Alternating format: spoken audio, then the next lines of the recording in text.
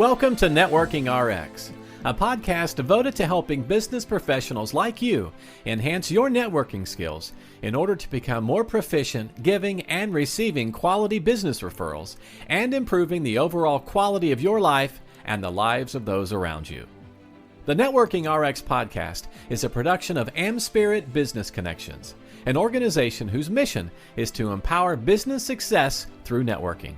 Several years ago, I walked into a meeting, and it was a meeting of AmSpirit Business Connections, and there was, meetings kind of going through its normal cadence, and there's a, business portion of the meeting, and the president stopped the meeting, and he's like, "Hey, Frank, where is Les's stuff? We don't have Les's membership stuff." And I'm like, "Oh my gosh, I don't know. I've really felt like I screwed up. All eyes were on me, and we're pretty buttoned down in the office. Not that we don't make mistakes, but somebody's sending us an application and money, we generally have it handled." And I just said, "I don't know. I'll go back to the office and I'll check." And I went back to the office and couldn't find anything. Emailed the president. 2 days later, I got a letter from the president with the membership application. It was on his desk. He had screwed up. But I just remember that moment, just kind of being there, and just I was on the spot. Everyone was looking at me. "Frank, you screwed up." And this is not the first time this has happened, but I kind of realized in that moment that you never can predict the next moment. Life is really improv. You're always going to kind of be thrown a curveball. And so that leads me into my conversation with Andrea Flack-Weatherall today. She's the author of The Funny Thing About Forgiveness. And the subtitle of that is, it's The Funny Thing About Forgiveness, What Every Leader Needs to Know About Improv Culture and the World's Least Favorite F Word. She'll tell us what that F word is. It's not the F word you're probably thinking of or hoping for, but she holds a degree in social work. And her career began on a research project at the University of Pittsburgh, where she was first introduced to mindfulness practice and how it helps with successful behavior change. And she went on to produce and perform comedy in Pittsburgh and New York, and has since developed mindful improv thinking, a framework for self-healing and engaging in vulnerable conversations using both mindful practice and principles of improv comedy. So she's she's this author, she's a teacher of improv, social work, all these things are coming together. And as I said, life's improv. I can look up how to do a spreadsheet. I can't look up how I'm supposed to handle my next engagement with somebody that I have no idea what they're going to come at me with. So, Andrea, yes, welcome. And I do want to tell our listeners this. Andrea, I've been talking for a half hour before this, and we should have hit record. It was great. Hopefully we'll cover some of that.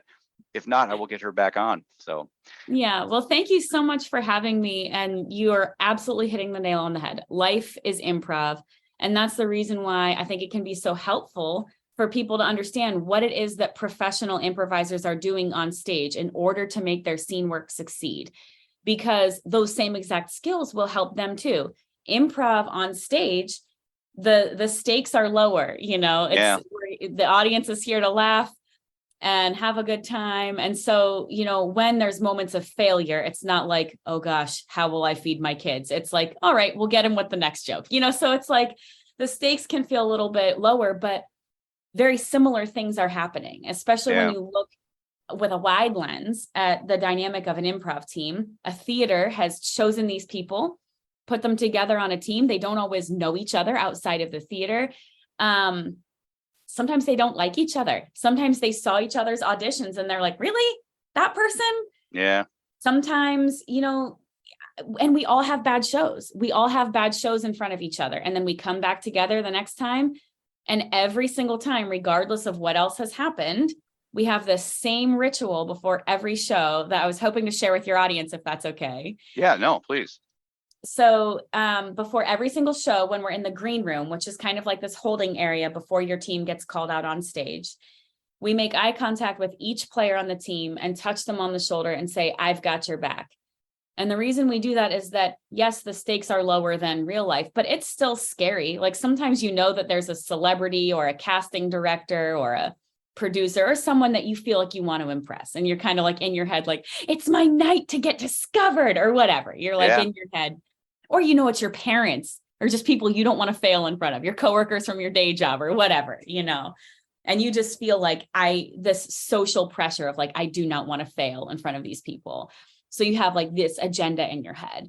And the reality is that improv is also a business. Theater is a business. The theater needs to sell tickets. They need audience members to have a good time and come back and invite their friends and leave reviews. So there's these objectives, you know, there are these objectives that are important. But the ask of improv is to say, can you trust that if you set those objectives aside and you stop prioritizing the audience, you stop worrying about what they're thinking and if they're having a good time, your only obligation is to each other. Your commitment is to your scene partner. Your job is to get out there and look for ways to make their ideas look good. That's the foundation of improv. We're here for each other. And in order to have this sort of environment where we can build a show that we're proud of, not just one of those ones that you're like, well, I guess it wasn't a train wreck. And obviously we want to avoid the train wrecks. Right. I know what those feel like. I have certainly had one or two of those in my life. But sometimes the train wrecks are funny. Sometimes they're funny. Sometimes when the audience is like quiet the whole time and then like finally the lights go down and they're like, I guess we'll clap. Like, and you're like, I might be wasting my adult life. Like, you're just like, absolutely, like, this is horrible. You know, we don't want that to happen. But so the way that we build shows that are successful, like we need for people to get out there and make bold character choices. Like we need people to be brave and support each other's ideas. And the only way that you'll keep people from standing on the sidelines being like, I don't know how to do a British accent, so I guess I can't be in this scene. Or like, I'm scared to sing. I'm scared to do whatever bold move it is that's needed on stage.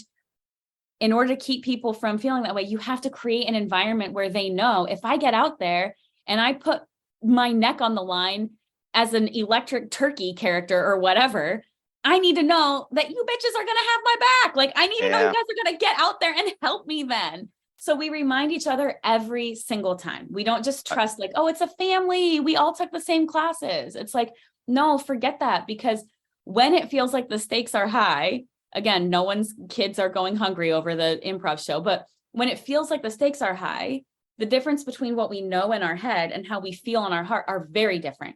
And you can bet that your behavior is going to be tied to what you feel in your heart, not what you know in your head in those moments. So it matters every single time we remind each other, I've got your back.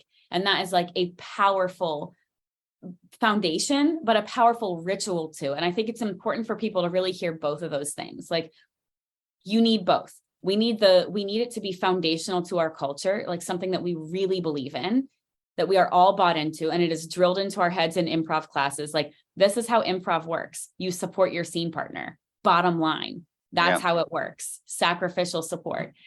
And ritual, though, like to remind each other in those moments when it counts. Like, we need both things. So improv culture. Well, I think, like I said, life is improv, and I think we need to have more of this in society. You know, this is a podcast about relationships and network. You know, people think networking, they think of making sales, and that's part of it.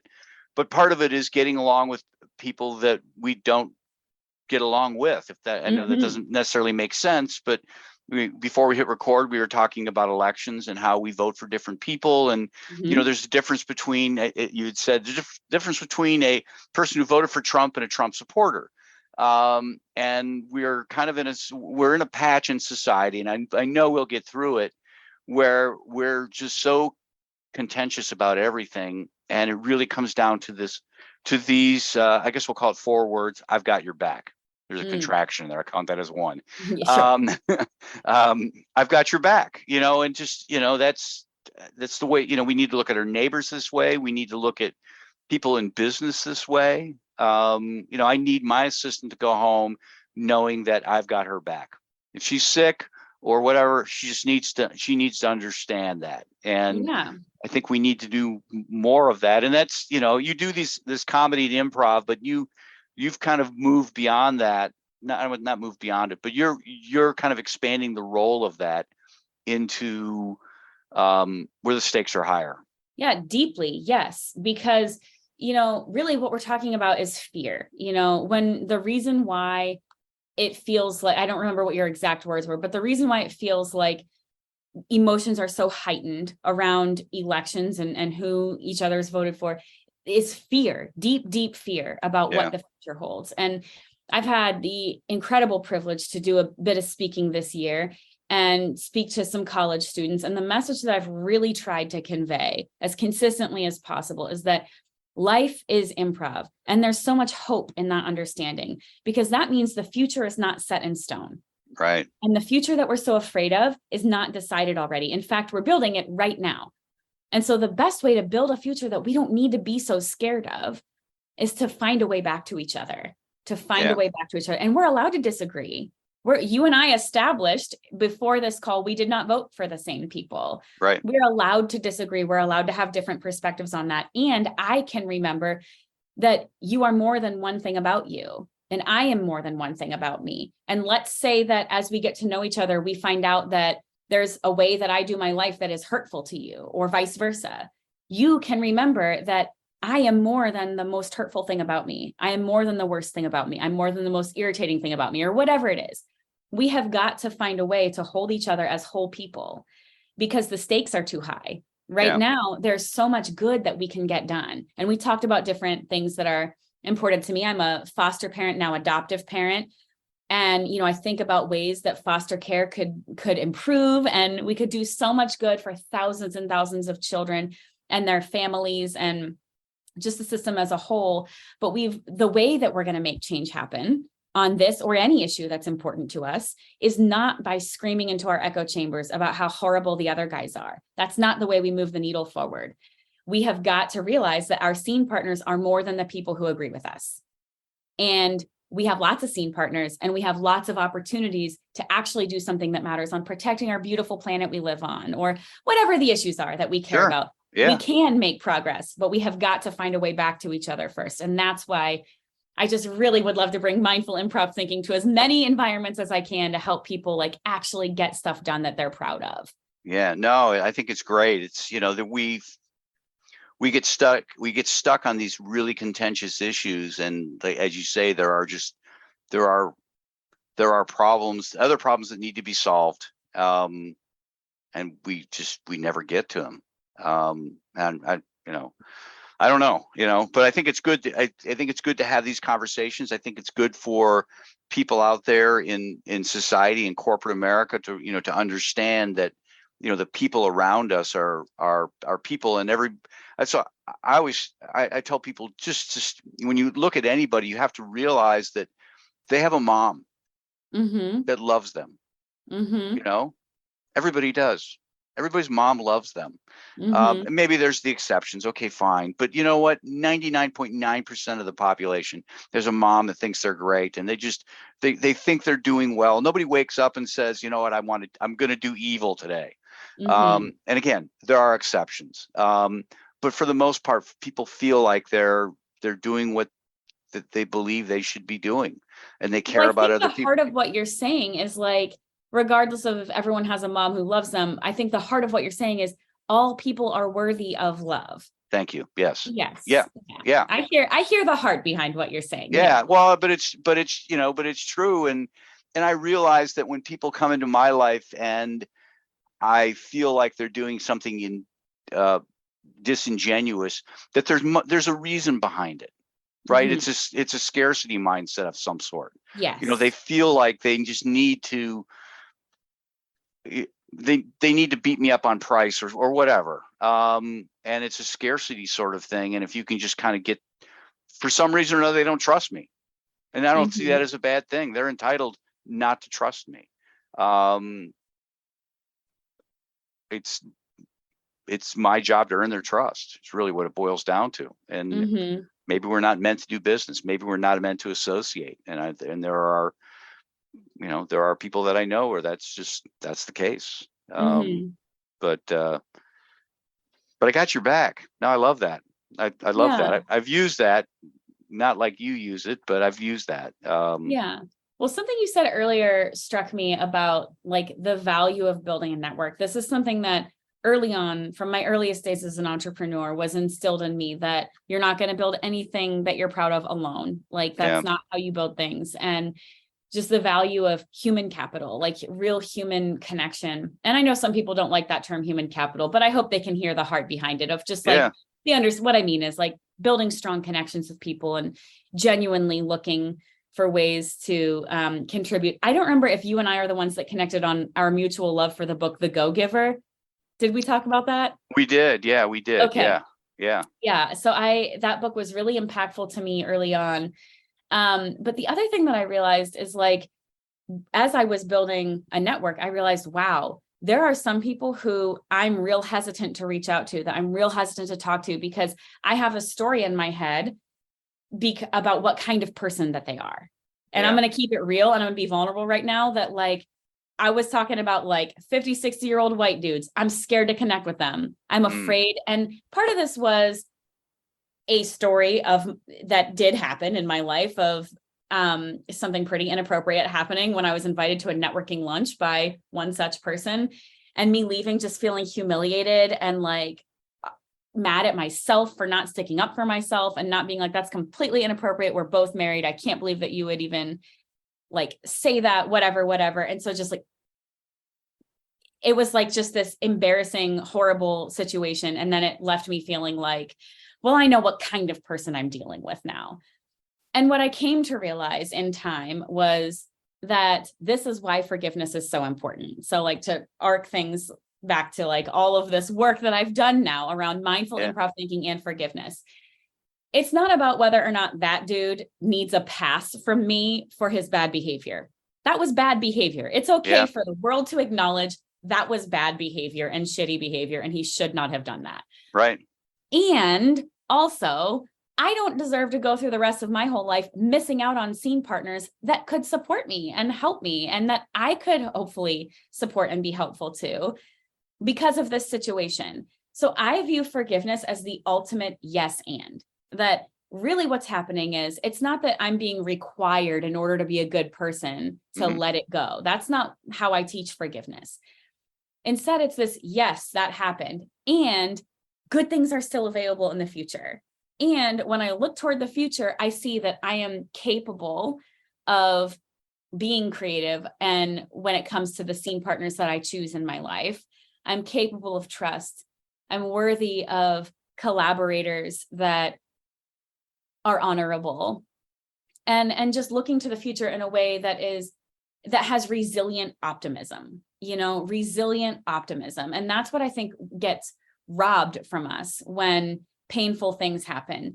And it's really important, really, really, really important for entrepreneurs, especially, and I'm not sure who all listens to your podcast, but probably for everyone to think about this when it comes to their network, because I'm not like, my persona of someone who has like been hurtful to me, that I needed to move through that in order to build a network that was open-minded and like, not miss out on you as a scene partner, even, that persona is probably different from me for you. Like maybe there's a different persona in your head of someone that has hurt your feelings. I know that those are hard words for any adult to ever fess up to or admit, but we are human people that have feelings, and they do get hurt sometimes.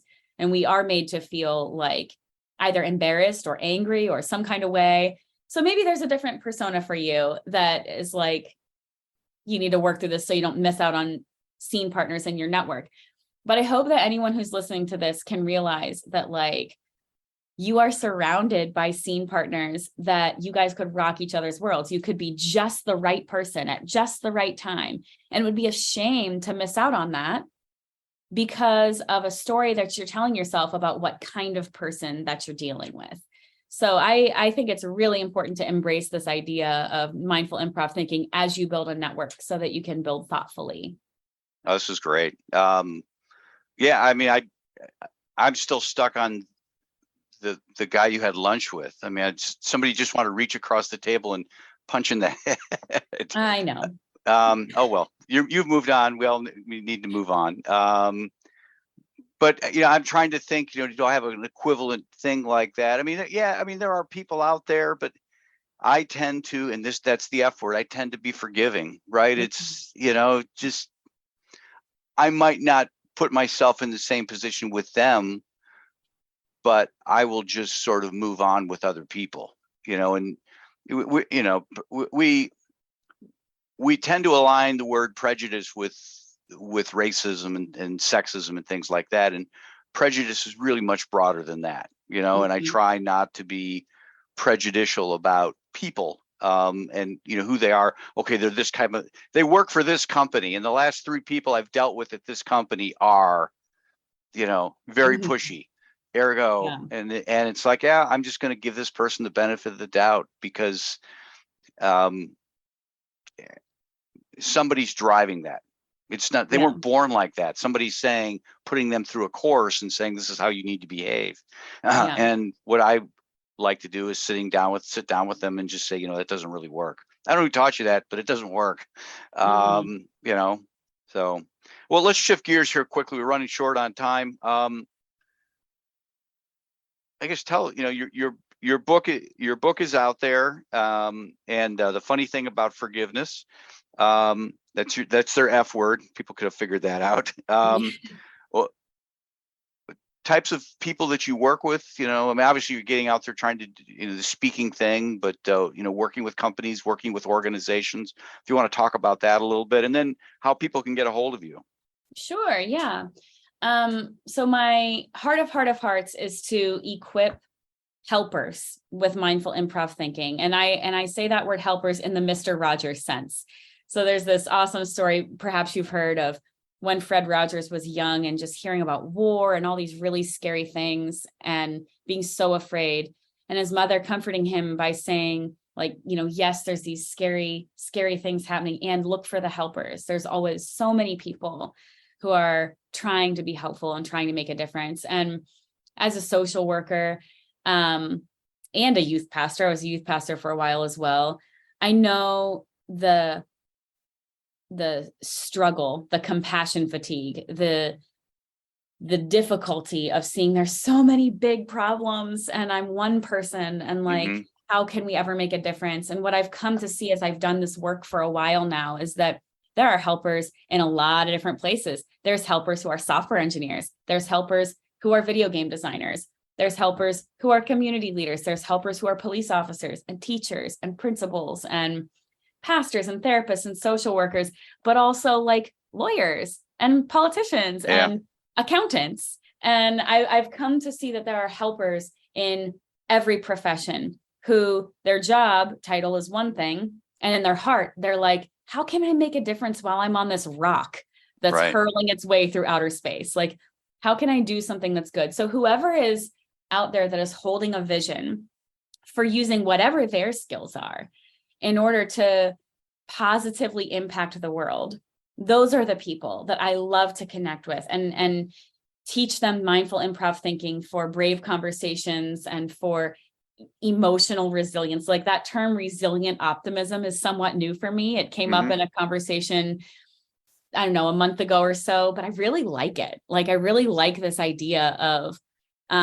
it not being that some people are optimistic and some people aren't, but maybe some people have like practiced that muscle a little bit of finding some resilience for that.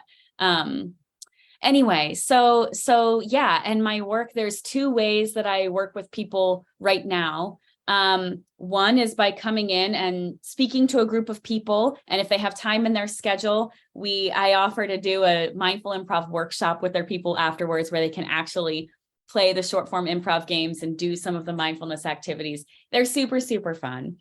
And then the other way is my book is available for bulk order. And right now, the ordering threshold, normally it's 50 to count as a bulk order, but it's lowered to 20 until December 10th, which is the 1-year anniversary of the book coming out.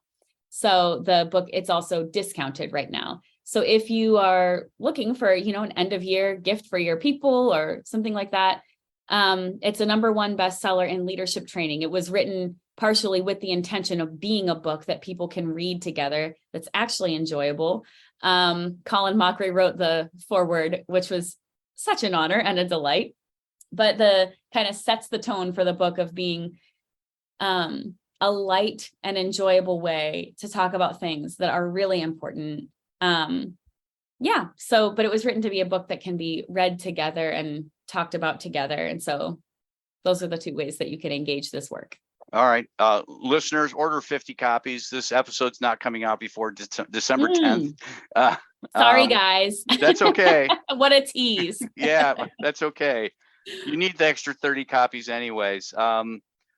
I tell you what, for anybody that orders on my order form after listening to this podcast, in the comments, just put that you listen to this podcast and you can order only 20. How about that? There you go. Website, andbeyondimprov.com, right? You got Good it. way to get a hold of you. So yeah, andbeyondimprov.com. Yep. Andrea, thank you for being on today. I got your back. I got your back. Yeah, Thank no, you. seriously, if I can ever help you, let me know. We'll be in contact, but I've really enjoyed our conversation. Try and get you on again at some Likewise. point. And Thank you. so thanks. Yep. Have a good one.